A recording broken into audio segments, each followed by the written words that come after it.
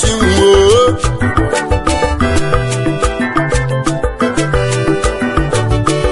Chukwu Olise gị ka m na-ekwu ehihie Chukwu Olise gị ka m na-akpọ chinwo ịgbanwo ewu m chinwo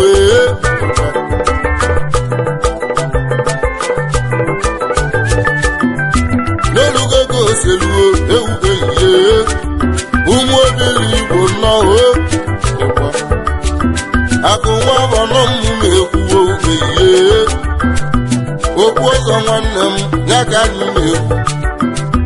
n'olugogo oseluo ewu ehihie eyiwuo ịgwa mụ na chinwe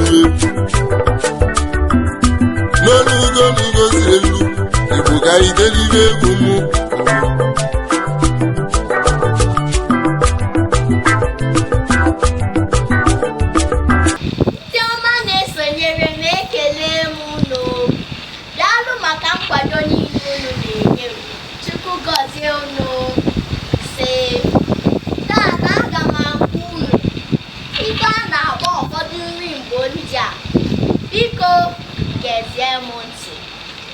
maize, ọka,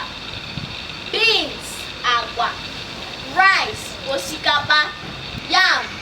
ji, cocoyam, ede, potato, ji nwannu, plantain, ojoko, breadfruit, ụkwa, cassava flakes, abacha, locust beans, ọkpa, cassava, akpụ, plantain pudding, ikpo ojoko, corn pudding, ikpo ọka, groundnut, ahụekere, jollof rice, osikapa ayaraya, white soup, ofe nsala, bitter leaf soup, ofe onugbu, pounded yam, ụtara ji, cornmeal, ụtara ọka. Eji m n'aka na unu amụtala ife a na-akpọ nri Igbo ndị a. Ọ bụrụ na asụsụ na omenala ndị Igbo na-amasị, biko na-esonyere m na Facebook,